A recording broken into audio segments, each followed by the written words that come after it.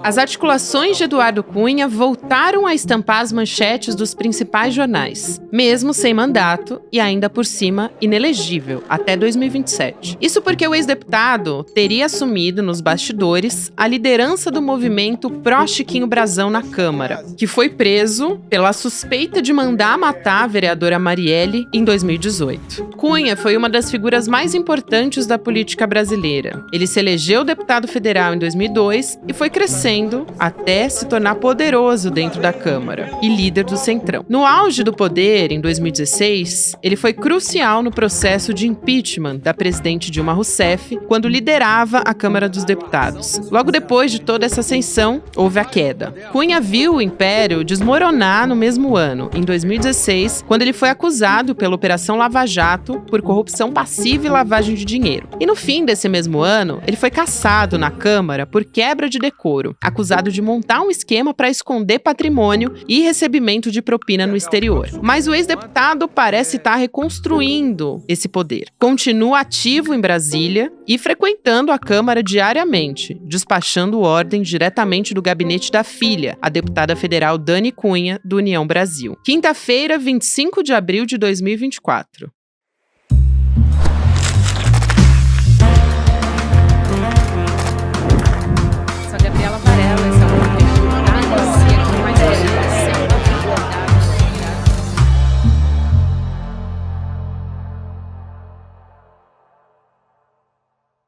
Olá, seja muito bem-vindo, seja muito bem-vinda. Eu sou a Gabriela Varelli e esse é o seu videocast em detalhes. E aqui sempre com um convidado, uma convidada, a gente analisa uma temática ou uma notícia importante do momento. Aqui, hoje, a gente vai fazer um pouco das duas coisas. A gente vai fazer um raio-x num personagem da nossa história política que está circulando, voltando a circular de novo pelos corredores do Congresso, o Eduardo Cunha, e eu vou conversar com o nosso querido Chico Sá, jornalista aqui do ICL. Querido, que bom te receber mais uma vez no Em Detalhes, estava com saudade de te receber aqui. Opa, que prazer voltar aqui, eu sei que a gente tem outro compromisso no ICL 2, Todos mas os dias. aqui é especial, é outra parada. É especial. E aí a gente vai poder falar com mais detalhes sobre esse personagem, né? O Eduardo Essa é a Cunha. ideia. Então, Chico, como eu disse, ele voltou a circular ali nos corredores, né, do Congresso. Teve a votação do Chiquinho Brazão, apontado como um dos mandantes da morte da Marielle Franco, a vereadora do Rio de Janeiro. E aí, isso foi, né, um mandato do Brazão, se ele perderia ou não, foi para votação em plenário. E aí, ele perdeu, né? O spoiler para quem não acompanhou essa história aí é que ele perdeu. Só que fez a gente prestar atenção na articulação desse personagem político, né? Como é que foi essa história? Como é que ele ressurgiu? Por meio do gabinete de quem? Para a gente começar essa conversa. Boa, Gabi. Olha, quando aparece aquela figura, aquele personagem, quando reaparece na Câmara nessa votação, dias antes, operando em plena prática, coisa que ele sabe fazer como ninguém, todo mundo, repórteres, políticos, a Brasília inteira acendeu a luz vermelha. Opa, o cara está entre nós, cuidado, porque é um personagem que não é de brincadeira. A trajetória dele na política brasileira diz onde ele está é sério a parada, o lobby é pesado, a operação é para valer. Então, ele reaparece tentando ajudar o Chiquinho Brazão, não porque ele é uma figura da política carioca. Ele tem toda a formação aí e ele deve ao Chiquinho Brazão boa parte da carreira dele.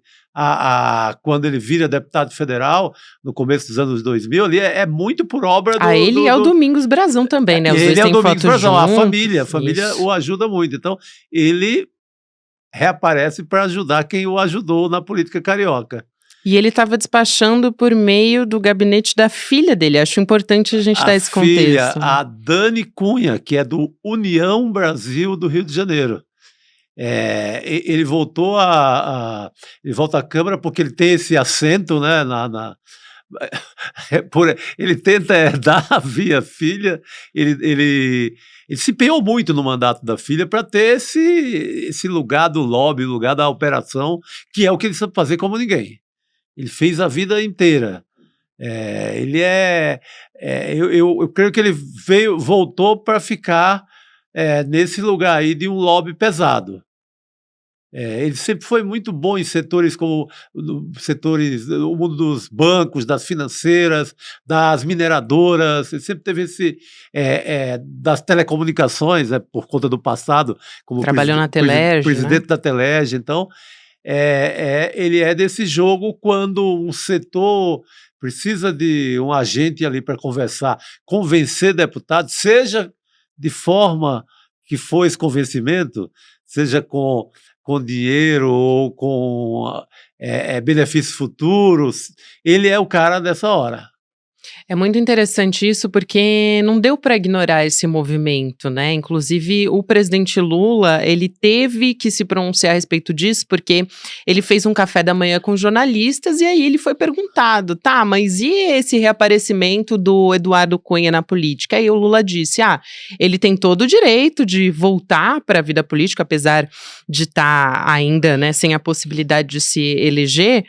Ainda assim, o Lula diz, olha, o Eduardo Cunha, jogou no lixo o poder que ele tinha quando ele era presidente da Câmara dos Deputados. Então, voltou, inclusive, ao discurso, o presidente Lula falou a respeito dele. Sim. Não, quando chama a atenção do Lula, quando o Lula tem que comentar esse assunto, é porque essa volta é uma volta que traz um bocado de assombrações do passado recente e acende a luz no sentido de, olha, está entre nós uma raposa da política brasileira. Eu acho que tem um agravante, o fim do mandato do Arthur Lira na Câmara, naturalmente no fim do mandato você perde um pouco o poder, então ele chega nessa hora para ocupar um espaço ali. Ele vai nesse vácuo aí e vai fazer estrago. Importante esse nome que você traz, Chico, do Arthur Lira. Qual que é a relação do Arthur Lira com o Eduardo Cunha?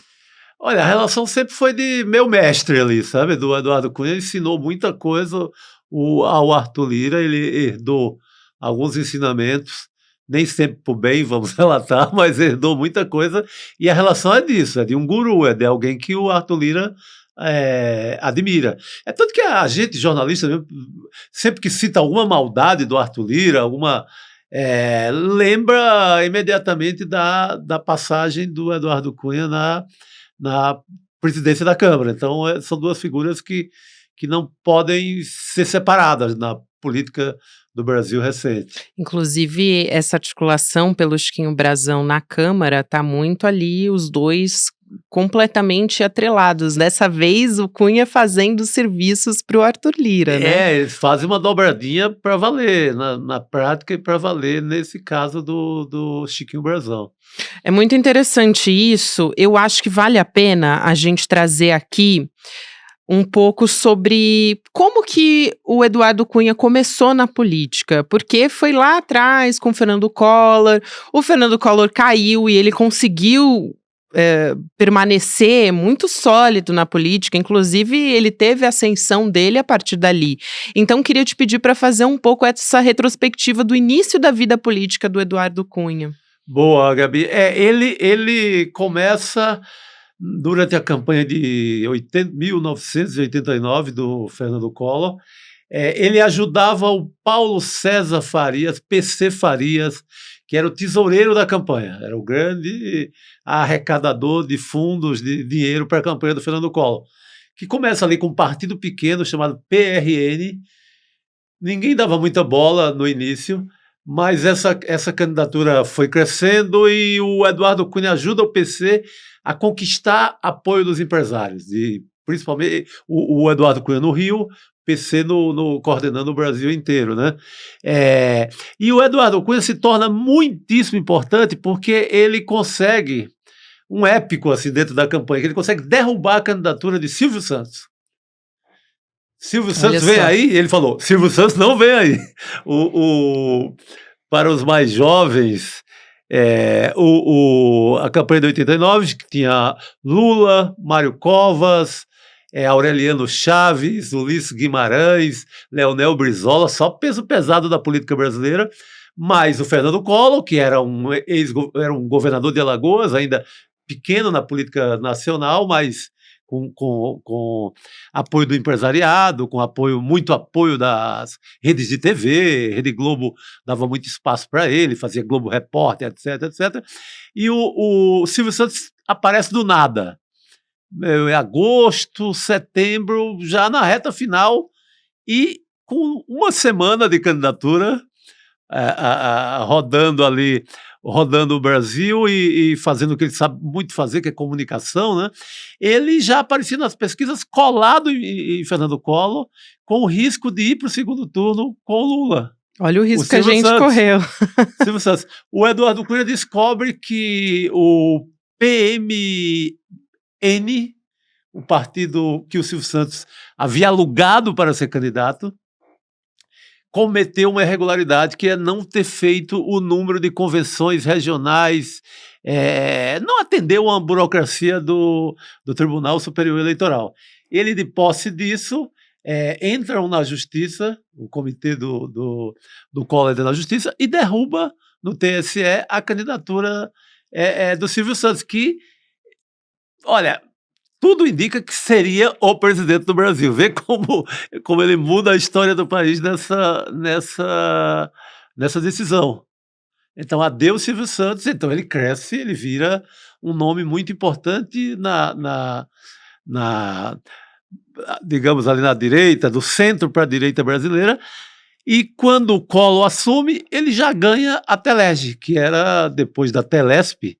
Isso estamos falando da telefonia ainda pública. Para os jovens. Para os jovens. Dessa história. Jovens, a telefonia era privada. Então, a telefonia era pública nessa época. Então, cada estado tinha sua companhia telefônica, que era um cargo cobiçadíssimo. Imagina, você ia vender todas as linhas de um estado. Posso fazer um parênteses aqui? Por favor. Porque você falou da história do Silvio Santos, ela é muito curiosa, né? Então eu aproveitei para pegar aqui uma reportagem da Super Interessante, e conta que o Silvio, ele oficializou a candidatura dele 15 dias antes da votação, substituindo Armando Correia justamente no PMN, que era o Partido Municipalista Nacional.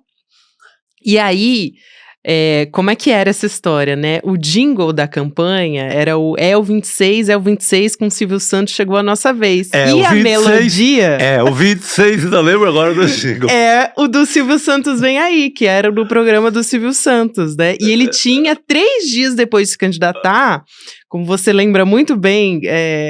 Muita sorte nossa ter essa memória, Chico, com a gente, mas 3 dias depois de se candidatar, o Silvio tinha 29% das intenções de voto. Boa. Ou seja, ele estava muito perto mesmo de disputar o segundo turno com Fernando Collor. Iria, fatalmente. E o louco não podia, as células já estavam prontas, não podiam mais colocar o nome dele, por isso que ele fazia a campanha toda em cima do o 26. Tava no nome Correia, que era o Armando Correia. Ia constar Armando Correia, então vê que loucura. Muito por isso que ele interessante. tinha que martelar o 26. É muito interessante essa história. Mas aí, voltando para a história da Telerge, que foi a ascensão, vamos dizer assim, do Eduardo Cunha, muito começou catapultada pela Telerge ali, né? A vida política dele, vamos dizer. Exatamente, ele ganha a Telerge, olha, e passa a ser protagonista de muitos escândalos. Tem 2 jornalistas muito importantes desse período, Elvira Lobato, Folha de São Paulo, da sucursal do Rio, e o Jânio de Freitas, já colunista da Folha. Eles revelam muitas falcatruas, negócios pesados. Tem inclusive um negócio envolvendo o Roberto Marinho, empresário, que é a NEC do Brasil, que trabalhava na área de telefonia. O Cunha dá um aditamento, uma licitação antiga, e o Cunha favorece ao Grupo Globo com 92 milhões de dólares, que é um aditamento. O correto era fazer uma nova licitação. Não fez e dá de presente ao saudoso e glorioso Dr. Roberto Marinho esses 92 milhões de dólares em vendas para a Telesp. Muito bom. Quando a gente estava falando da relação dele com o PC Farias, eu quero te pedir para contar um pouco, porque você, inclusive, cobriu muito, era repórter nessa época, muito próximo, né, como fonte ali, e o PC Farias, inclusive, ele deu um apelido pro Eduardo Cunha, que é muito interessante, porque anos depois ele fez muito jus a esse apelido, né? Total. Ele chamou o Paulo César Farias, o Eduardo Cunha, de Papabiru, né? Uma mistura... Papabiru, que era... Papabiru, isso. Papagaio por causa da venta do nariz e Gabiru. Por causa de Gabiru, que Gabiru é o rato liso meio que rouba os outros ratos. Ou seja, ele é mais esperto do que a média dos ratos. Exatamente, é o famoso Gabiru. E eu conheci o Eduardo Cunha, sem saber que era o Eduardo Cunha, numa antessala do PC aqui na Vila Olímpia. O PC tinha um escritório de negócios, etc., em São Paulo. Eu fui para conversar com o PC e estava lá o Eduardo. Eu fiquei naquela coisa... Eu conheço de algum lugar, não tínhamos a facilidade do Google imediato ali para resolver a parada. E depois eu vejo uma foto no Globo, já presidente da Telege, e era aquele cara. Mas conheço ele aqui, indo pedir a bênção ao PC Farias, com quem teve negócios. A CPI do Collor Gate, na queda do Collor, chega a localizar cheques de empresas do PC para empresas do Eduardo Cunha, que é dono de várias empresas, inclusive é o dono de uma empresa com um nome maravilhoso, Jesus.com. Muito bom. Só isso. É muito bom, é muito bom. Será que é esperto? E aí depois a gente pode até falar da relação dele com a religião também, mas é isso, ele é muito esperto. E ele chega, né, 2 doleiros ali são investigados num inquérito nessa história do PC Farias, e o Cunha, ele aparece na ponta final dessa engrenagem, só que aí, no fim das contas, nenhum dos dois respondeu o processo, porque aí o caso foi arquivado, né, foi, na verdade, a decisão ali do tribunal que estava investigando foi trancada, né, essa ação. E aí, no fim das contas, ele acabou se livrando dessa. Mas ele passou também por um outro processo ali de renúncia por corrupção no Rio de Janeiro. Acho que vale a pena a gente falar por isso, passar por isso. E aí, Chico, como é que ele foi alçado a essa ascensão, chegou ali no Congresso Nacional, e como que ele virou essa figura, né, que todos os deputados confiavam, fazia e entregava favores para os outros parlamentares, né? Como é que ele se alçou a esse posto? Então, acho que a gente pode ir por esse caminho. A habilidade, né? A habilidade política. Ele sai como um homem muito rico da Telege, e um cara a quem se confia. Tinha um serviço prestado ao PC Farias, ao mundo dos negócios, era conhecidíssimo para falar com empresário de qualquer segmento no Brasil, por conta dessa relação com o PC e a relação da campanha do Collor. Então ele está muito creditado. O engraçado é que mais no lobby, mais no meu empresário do que no meio político. Ele era zero popular. É tanto que ele perde a primeira eleição para deputado estadual no Rio de Janeiro. Ele só ganha quando o Lula vira presidente, ali no começo dos anos 2000. Mas ele perde uma eleição para deputado estadual porque ele já era muito poderoso, digamos, no mundo do empresariado e tal, mas não tinha uma cara popular, não era um cara ainda conhecido na política do Rio de Janeiro. Porque ele ficava na parte mais estratégica, na né? sombra. SEAB, Telerge, então, ainda como figura política, é muito impressionante isso que você conta, porque depois, quando ele se elege, por exemplo, quando ele é votado para ser o presidente da Câmara dos Deputados, ele é ovacionado, é impressionante, né? Ele ter se tornado esse personagem, Chico. Sim, não, aí já é por conta dessa habilidade dele com todos os grupos de lobby do Brasil. Ele, por exemplo, se um deputado novato queria fazer negócio, agora eu não quero mais ser um deputadozinho do baixo clero que fica só aqui no varejão dos projetos. Eu quero me incluir no lobby. Eu quero, quando a bancada ruralista precisar conversar, eu quero estar no jogo. Quando a bancada das mineradoras precisarem de um favor, eu quero ter minha cara conhecida deles e eu quero estar nesse jogo. O Eduardo Cunha que fazia esse meio campo pro deputado novato. E nisso ele vai, imagina, ele vira ídolo de muitos deles lá, né?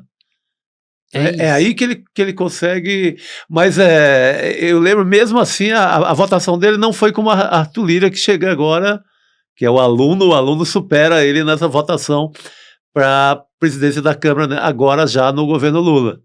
Ele tem 400 e tantos votos, isso é um número acho que ninguém vai chegar antes, mas já com uma votação e muito celebrado. Sem dúvida, e ele foi eleito deputado também com muita ajuda do Antony Garotin, que hoje é um inimigo político dele, e o Francisco Silva também, né? Sim. Conta muito com essas duas figuras da política carioca. E aí eu te pergunto também, dentro da Câmara, a gente teve uma movimentação, ele vai ganhando muito poder, e aí, à medida que ele se sente ameaçado ele faz uma reação ali, né? Ele foi reagindo a um processo que foi aberto contra ele no Conselho de Ética. Quando isso acontece, ele desengaveta o processo de impeachment contra a presidente Dilma Rousseff. Ele decide mesmo quando ele nota que a bancada do PT vai votar contra ele no Conselho de Ética. E como que se deu essa movimentação, pra quando, gente lembrar? Assim, foi um suspense, foram semanas de o PT, os deputados governistas vão votar a favor do Eduardo Cunha, não vão. E nisso a bancada do PT passava a ser pressionada pelo próprio eleitorado, né, pelos petistas, de que não podia não votar contra o Eduardo Cunha, que seria uma vergonha e tal, mas bastava, no meu entendimento, eu acho que bastava a bancada do PT ter votado a favor dele, que não teríamos impeachment colocado para votação. Vê como a história pode mudar por um detalhe, o detalhe da comissão de ética nesse caso. Acho que é nessa hora que ele saca, e que a direita, quem estava disposto também a condená-lo, esquece. Todo mundo pega carona no impeachment que ele tinha descoberto, que ele tinha colocado para votar, colocado em jogo no Congresso. Então, ele passa a ser muito útil para a direita e para quem estava descontente com o governo Dilma, e vira meio ídolo de todo mundo, do centro para a direita, porque ele estava com isso na mão. Ele passa a comandar esse processo de impeachment com muita energia, né? Tanto que você vê lá, tem fotos no gabinete dele com o MBL, com todos aqueles movimentos, vem pra rua, com aquele povo todo, ele vira, tanto que ele é chamado do malvado favorito, e etc., nesse embalo. É interessante isso, porque logo depois do processo de impeachment, ele foi usado também, eu acho, né, Chico? Porque logo na sequência ele deixa de ser necessário. Só quando a Dilma cai, que aí não precisamos mais Exatamente. não precisamos mais de você. Aí vem a Lava Jato em cima dele. Aí ninguém... Aí há um desgaste, ninguém mais quer ser atrelado ao Eduardo Cunha. Ninguém mais protegia, ninguém queria mais saber de Eduardo Cunha. Foi esse o movimento, né? Porque aí começaram a perceber que o Cunha na presidência da Câmara podia ser, inclusive, prejudicial para o Michel Temer, que estava assumindo o governo. Sim, como é que o governo novo vai ter, né, na Câmara, a cara da Câmara vai ser um cara corrupto, um cara que vem, que tudo... tinham ido para a rua com aquela desculpa, estamos combatendo a corrupção. Como é que a Câmara pode ter um corrupto mor diante dos trabalhos, né, legislativos? Então... Não pegava bem para o Temer, para ninguém. Então ele é jogado às traças e aí que pela primeira vez ele cai, porque até então ele tinha passado liso. Essa coisa do caso PC deu ruim para todo mundo, menos para ele. Os dois doleiros que ele estava envolvido, a confusão toda dele, todo mundo pagou, menos ele. Então ele era muito liso, né? Foi, como disse o PC Farias, né? Acertou ali na previsão. Acertou na previsão e no apelido, em tudo. Para a gente encaminhar aqui para o final, Chico, eu quero te perguntar como o Eduardo Cunha virou uma figura importante para o bolsonarismo, né? O que o bolsonarismo espera do Eduardo Cunha? Porque eu lembro até, durante as eleições...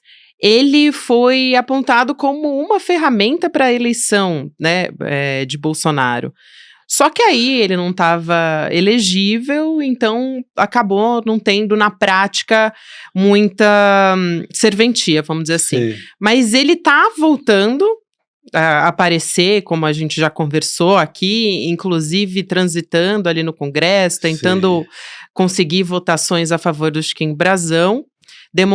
Tentando demonstrar pelo menos uma forma de poder, em um momento que, inclusive, o Arthur Lira está há 8 meses de sair da presidência da Câmara. Então, quem é o Eduardo Cunha hoje para a extrema-direita? E mais ainda, né? O Eduardo Cunha, ele tem serventia para o bolsonarismo, você acha? Tem total, para a direita brasileira no geral, para o bolsonarismo. Você vê a origem e o que ele tem na mão. Ele tem, inclusive, a possibilidade de ser o herdeiro da família Brazão, porque ele tem um voto parecido, o mesmo voto, ele é da Assembleia de Deus do Rio de Janeiro, com um voto evangélico muito forte, que elegeu a filha dele, a Dani Cunha, do União Brasil. Que é, na verdade, uma demonstração de força dele. Né? Demonstração de força dele total. Então, ele tem mais campo agora do que antes da família Brazão cair em desgraça. Ele pode ocupar esse vácuo deixado pela família Brazão, ou seja, ser mais poderoso ainda em voto, e um voto parecido, voto que é milícia, voto muito evangélico, ali no Rio de Janeiro. Então tem mais campo ainda. Ele tem um belo momento para viver na política brasileira, infelizmente. Ou seja, a gente tem que ficar muito alerta com esse personagem. A coisa dele é para valer. Está livre de todos os processos.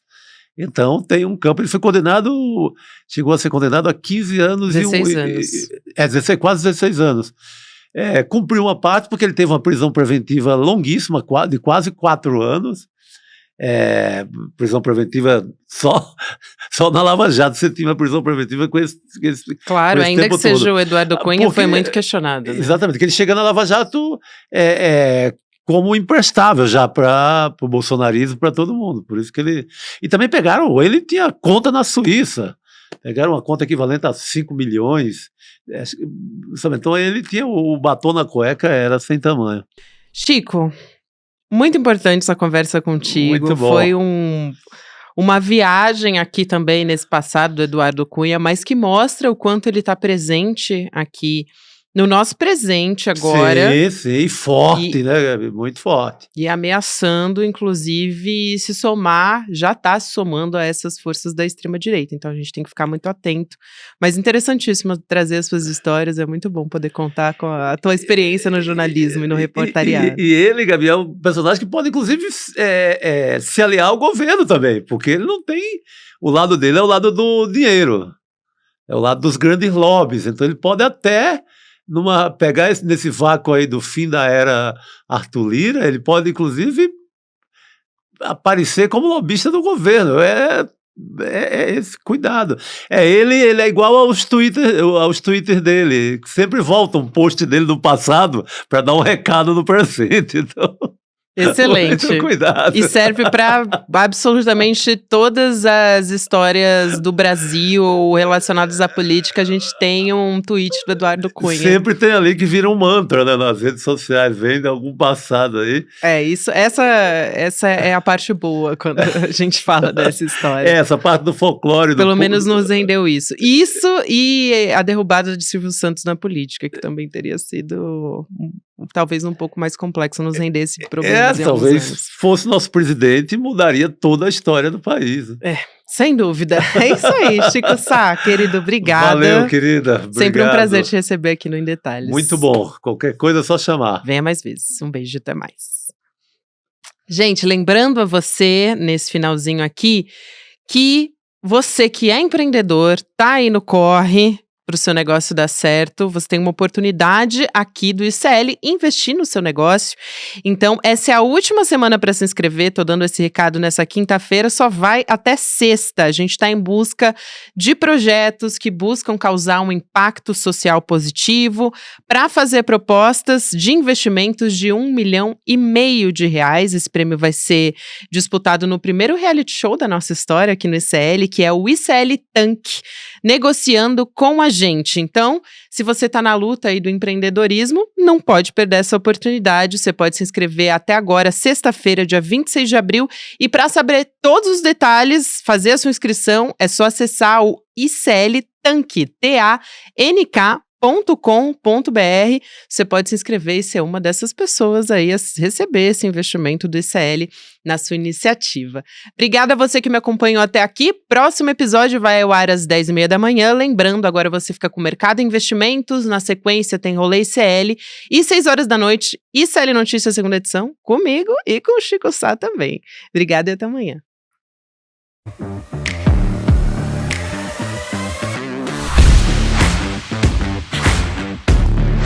Olá, sou Vinícius. Meu nome é Patrícia, tenho 47 anos. Sou Araçari Pataxó. Oi pessoal, eu sou o Max. Eu vou explicar para vocês sobre o meu projeto.